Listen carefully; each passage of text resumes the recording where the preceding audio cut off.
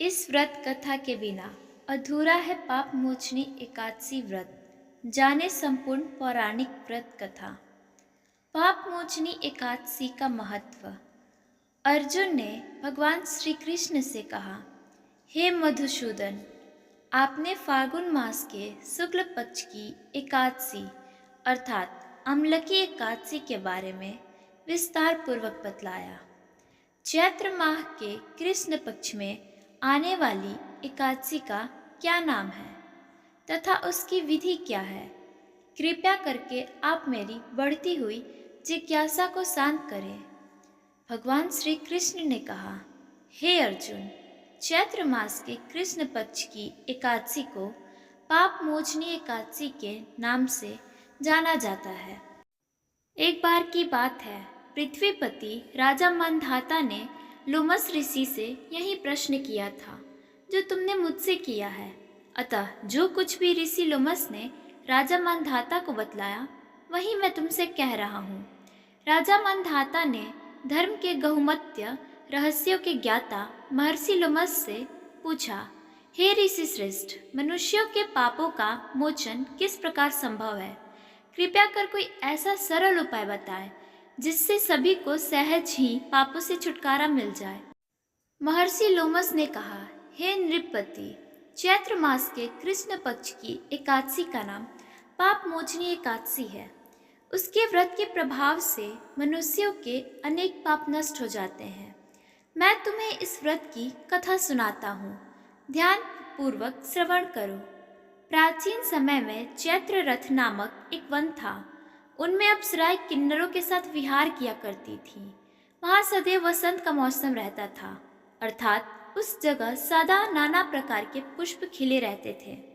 कभी गंधर्व कन्याएं विहार किया करती थी, कभी देवेंद्र अन्य देवताओं के साथ क्रीड़ा किया करते थे। उसी वन में मेधावी नाम के एक ऋषि भी तपस्या में लीन रहते थे। वे शिव भक्त थे। एक दिन मज्जुघोषा नामक एक अप्सरा ने उनको मोहित कर उनकी निकटता का लाभ उठाने की चेष्टा की। इसलिए वह कुछ दूरी पर बैठ वीणा बजाकर मधुर स्वर में गाने लगी। उसी समय शिव भक्त महर्षि मेधावी को कामदेव भी जीतने का प्रयास करने लगे।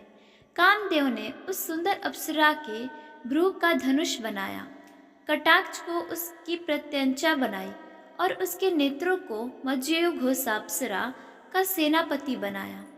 इस तरह कामदेव अपने शत्रु भक्त को जीतने को तैयार हुआ।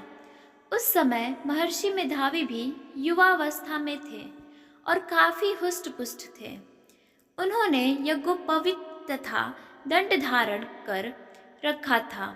वे दूसरे कामदेव के समान प्रतीत हो रहे थे। उस मुनि को देखकर कामदेव के वश में हुई मज्जुघोषा ने धीरे धीरे मधुर वाणी से वीणा पर गायन शुरू किया, तो महर्षि मेधावी भी मज्जुघोषा के मधुर गाने तथा उसके सौंदर्य पर मोहित हो गए। वह अप्सरा मेधावी मुनि को कामदेव से पीड़ित जानकर उनसे अलिंग करने लगी। महर्षि मेधावी उसके सौंदर्य पर मोहित होकर शिव रहस्य को भूल गए और काम के वशीभूत होकर उसके साथ रमण करने लगे। काम के वशीभूत होने के कारण मुनि को उस समय दिन रात का कुछ भी ज्ञान न रहा और काफी समय तक वे रमण करते रहे। तदुपरांत मज्जुघोषा ने मुनि से बोला, हे ऋषिवर, अब मुझे बहुत समय हो गया है, अतः स्वर्ग जाने की आज्ञा दीजिए। अप्सरा की बात सुनकर ऋषि ने कहा, हे मोहिनी, संध्या को तो आई हो, प्रातः काल होने पर चली जाना। ऋषि के ऐसे वचनों को सुनकर अप्सरा उनके साथ रमण करने लगी। इसी प्रकार दोनों ने साथ साथ बहुत समय बिताया। मज्जुघोषा ने एक दिन ऋषि से कहा, हे विप्र, अब आप मुझे स्वर्ग जाने की आज्ञा दीजिए। मुनि ने इस बार भी वही कहा, हे रूपसी, अभी ज्यादा समय व्यतीत नहीं हुआ है, कुछ समय और ठहरो। मुनि की बात सुन अप्सरा ने कहा, हे ऋषिवर, आपकी रात तो बहुत लंबी है। आप स्वयं ही सोचिए कि मुझे आए आपके पास कितने समय हो गए। अब और ज़्यादा समय तक ठहरना क्या उचित है? अप्सरा की बात सुन मुनि को समय का बोध हुआ और वह गंभीरतापूर्वक विचार करने लगे। जब उन्हें समय का ज्ञान हुआ कि उन्हें रमण करते 57 वर्ष व्यतीत हो चुके हैं, तो उस अप्सरा को वह काल का रूप समझने लगे। इतना ज़्यादा समय भोग विलास में व्यर्थ चला जाने पर उन्हें बड़ा क्रोध आया। अब वह भयंकर क्रोध में जलते हुए उस तपनाश करने वाली अप्सरा की तरफ भ्रुकुटी तान कर देखने लगे। क्रोध से उनके अधर कांपने लगे और इंद्रियां बेकाबू होने लगी। क्रोध से थरथराते स्वर में मुनि ने उस अप्सरा से कहा, मेरे तप को नष्ट करने वाली दुष्ट, तू महापापनी और बहुत ही दुराचारिणी है। तुझ पर धिक्कार है। अब तू मेरे श्राप से पिशाचनी बन जा। मुनि के क्रोधयुक्त श्राप से वह अप्सरा पिशाचनी बन गई।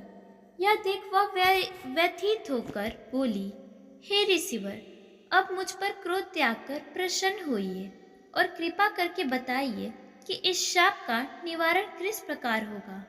विद्वानों ने कहा है, साधुओं की संगत अच्छा फल देने वाली होती है और आपके साथ तो मेरा बहुत वर्ष व्यतीत हुआ है, अतः आप मुझ पर प्रसन्न हो जाइए, अन्यथा लोग कहेंगे कि एक पुण्य आत्मा के साथ रहने पर मज्जू घोषा को पिशाचनी बनना पड़ा। मज्जू घोषा की बात सुनकर मुनि को अपने क्रोध पर अत्यंत ग्लानि हुई, साथ ही अपने अपकीर्ति का भय भी हुआ। अतः पिशाचनी बनी मज्जू घोषा से मुनि ने कहा, तूने मेरा बड़ा बुरा किया है, किंतु फिर भी मैं तुझे इस श्राप से मुक्ति का उपाय बतलाता हूँ। चैत्र मास के कृष्ण पक्ष की जो एकादशी है, उसका नाम पाप मोचनी एकादशी है। उस एकादशी का उपवास करने से तेरी पिशाचनी देह की मुक्ति हो जाएगी। ऐसा कहकर मुनि ने उसको व्रत का सब विधान समझा दिया। फिर अपने पापों का प्रायश्चित करने के लिए वे अपने पिता च्यवन ऋषि के पास गए। च्यवन्य ऋषि ने अपने पुत्र मेधावी को देखकर कहा, हे पुत्र, ऐसा क्या किया है तूने कि तेरे सभी तप नष्ट हो गए, जिससे तुम्हारा समस्त तेज मलिन हो गया है। मेधावी मुनि ने लज्जा से सिर नीचे झुकाकर कहा, पिताश्री, मैंने एक अप्सरा से रमण करके बहुत बड़ा पाप किया है। इसी पाप के कारण संभवतः मेरा सारा तेज और मेरे तप नष्ट हो गए हैं। कृपा करके आप इस पाप से छूटने का उपाय बतलाइए। ऋषि ने कहा, हे पुत्र, तुम चैत्र माह के कृष्ण पक्ष की पाप मोचनी एकादशी का विधि तथा भक्ति पूर्वक उपवास करो। इससे तुम्हारे सभी पाप नष्ट हो जाएंगे। अपने पिता च्यवन ऋषि के वचनों को सुनकर मेधावी मुनि ने पाप मोचनी एकादशी का विधि पूर्वक व्रत किया। उसके प्रभाव से उनके सभी पाप नष्ट हो गए। मज्जू घोषा अप्सरा भी पाप मोचनी एकादशी का उपवास करने से पिशाचनी के देह से छूट गई और पुनः अपना सुंदर रूप धारण कर स्वर्गलोक चली गई। लोमेश मुनि ने कहा, हे राजन, इस पाप मोचनी एकादशी के प्रभाव से समस्त पाप नष्ट हो जाते हैं। इस एकादशी की कथा के श्रवण व पठन से 1000 गोदान करने का फल प्राप्त होता है।